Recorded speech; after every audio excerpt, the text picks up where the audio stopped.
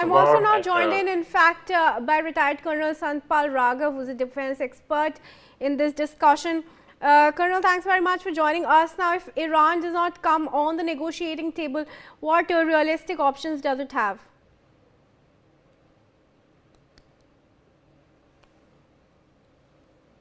All right, viewers, we are yet to establish that connection with Colonel there, but stay on with us. Some more breaking news updates are coming in. Qatar's Ministry of Defense has announced that 2 missile attacks struck energy-related sites in the country with no reported injuries or fatalities. Qatari Ministry of Defense said that one missile targeted a water storage tank belonging to the Mesaid power plant, and the other targeted one of the energy facilities in the industrial city of Ras Laffan affiliated with Qatar Energy.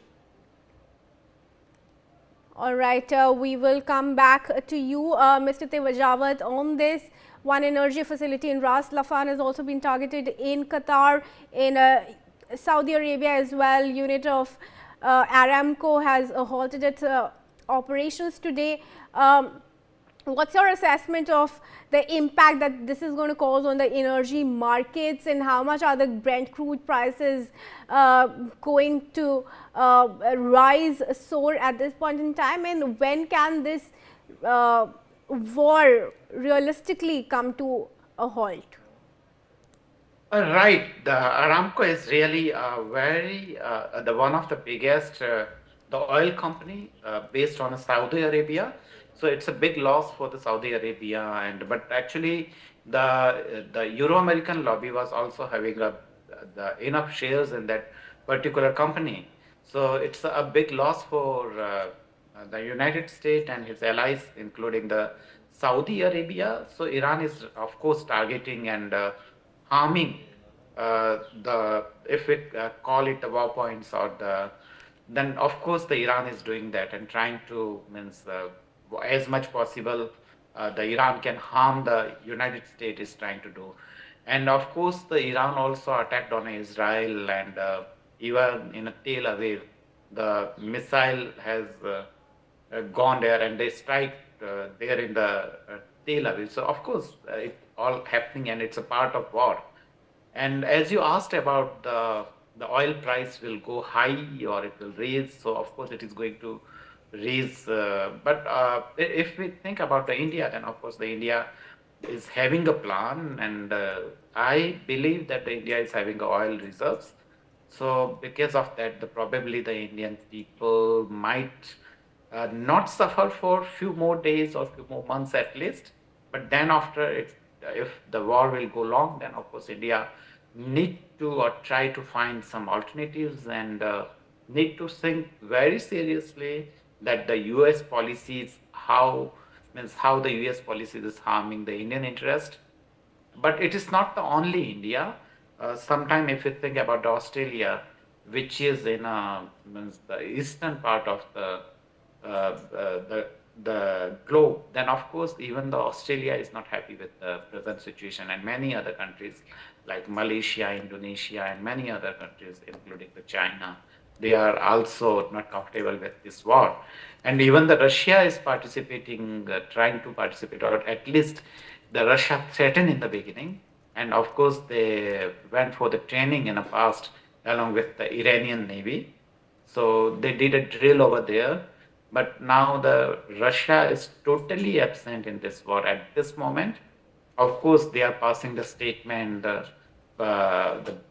President Vladimir Putin is also passing a statement in favor of Iran, and at the same time, the China is also passing a statement in favor of Iran. But it has no direct result. There is no direct involvement of these people. There is no direct involvement of these people. So, of course, it's matter to worry. Yeah. All right, Mr. Tewajawat, stay on with me. Viewers, let's also tell you, in fact, before I move on, Mr. Tewajawat, talk to us about the options that you see for Iran as of now if it refuses to negotiate with the US. The Iran was clear from the beginning. If the negotiation could happen, then it could be happen in the beginning. It's not Iran. It's the United States who is willing to control the Iranian resources, oil, and other resources which directly cannot be possible without a complete control over the Iranian government.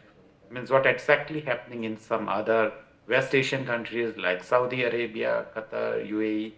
So there in these countries, the government and the country is in a direct in a control of the U.S. diplomats and the U.S. heads, especially the President Trump. So in that case, but the Iranian regime was totally different. It was a semi-democratic type of regime, and that's why it was a bit difficult to control them. That's why the United States decided uh, to attack on Iran. So negotiation is not possible. There is negotiation only in two ways. If the Iran declares the complete dependency on a United States, only in that case it is possible. Otherwise, the negotiation is not possible at all. It was clear from the beginning, but both the parties they were pretend they, to blame on each other, and they were saying that okay they were willing to negotiate, but even the United States was clear, very much clear about it, that Iran is not willing to go for compromise on its nuclear program. And at the same time, I believe that Iran was very much clear that he is not going to stop the nuclear and the missile program, because this is the only guarantee of his safety and security, the safety and security of Iran. So negotiation is not possible at this stage when the All right. diplomacy has already been failed. Gee, over to you. All right. Viewers, in fact, according to Cyprus's state TV, sirens have gone off at Britain's Raf Aka Rotary base in Cyprus shortly after Monday, hours after it was hit by a drone. In a live broadcast, Cyprus state TV said aircraft took off from the facility close to the southern city of Limassol. We now have retired Colonel Santpal Raghav, defense expert, in this conversation. Colonel, thank you very much for joining us. How much do you see the war spreading now from the Gulf?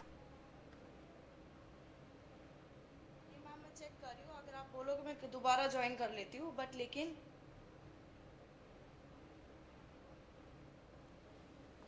All right, there is some technical glitch with the Colonel there. We're trying to establish it for you viewers, but let's take that question with Mr. Tejawat. How much do you think the war spreading beyond the Gulf states? If we say that the war is directly spreading, means the other than the boundaries of a Gulf and the Gulf Strait, but in real, actually, it has already been spreaded, because the war is not only between the United States and the Iran, but war is between the major or the superpower of the world like Russia, China, and the United States, and the European Union is also involved in that clashes, and that struggle, and that fighting is and that fight, these all the major powers are already involved. Yeah. We know it very well that some of the aircraft being supplied to the Iran by the China, and at the same time the Russia know that if the US hegemony will establish in that particular region, that it's not in favor of Russia. So the war is not only limited to the West Asia, but it has spread it to the rest of the world. But of course, it's not going to be the world war, what normally the people trying to say. All right. Colonel Raghav, is this conflict still contained to the US, Iran, or are we watching it morph into a multi-front regional war? Can you repeat it, ma'am? Do you see the wars being contained to a US-Iran conflict, or is it now going to morph into a multi-front regional conflict? Yes. Now this conflict is limited as of now in the Middle East. And Iran is striking the basis of US as well as Britain and France. So So now it is escalating much more beyond that.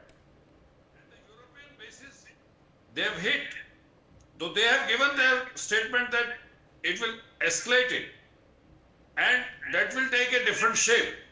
As of now, Iran is giving a retaliation, and because it has a significant losses of military commanders and the Supreme Commander Khamenei, that is a revenge they want to take for this. Yes. All right, Colonel, stay on with us, viewers. In fact, moving on, let's give you some more breaking news updates. Donald Trump has said that he is very disappointed in Sir Keir Starmer, the UK Prime Minister, for blocking him from using Diego Garcia to carry out strikes on Iran. In an interview, the US President said that Prime Minister's initial refusal to let US forces use the Chagos Islands base was unlike anything that had happened between their countries before. Britain had denied the US a permission to conduct strikes from bases such as Diego Garcia and RAF Fairford, citing international law. However, the Prime Minister relented on Sunday night and said he would allow the US access to Diego Garcia for specific and limited defensive purposes. Trump said Keir too far, too long to change his mind. Reportedly, in fact, Chevron has also said it has been instructed by Israel's energy ministry to temporarily shut production at the giant Leviathan gas field, where it is in process of expanding capacity to about 21 billion cubic meters a year as part of a $35 billion export deal to Egypt. All right, let's go to Colonel Raghav here. Colonel Raghav, what we are seeing is the UK taking a moment to teach the United States lessons on international law, but ultimately having to relent to US pressure. Do you think US with the strikes on Iran and before that on Venezuela has been able to re-establish its global hegemony? Yes. See, US is taking its own planning, strategy and tactics also. And whatever he has planned with his ally, he is working on that, that is Israel. And as of now, with their coordinated attacks and strategy, they are able to achieve maximum military objective as well as the political objective. And their deployment and technology, firepower and human intelligence as well as the satellite intelligence, very pinpoint, very accurately, and it have a cutting edge all over on the Iran war. In the last war also, they have a upper edge and they were victorious. Whereas Iran is retelling it to save his honor, prestige and the religious philosophy. And US will go all out because President Trump has said our aim is much more what we have achieved. So this war may expand. And secondly, Iran is retaliating and some bases of Europe is also retaliating on those and causing a damage to them. Yes. Colonel, thanks very much for joining us in this discussion. Also, thank Arvind Singh Tejawat. With that, we're taking a very quick break here at NewsX. Stay tuned. We continue with the all news and updates.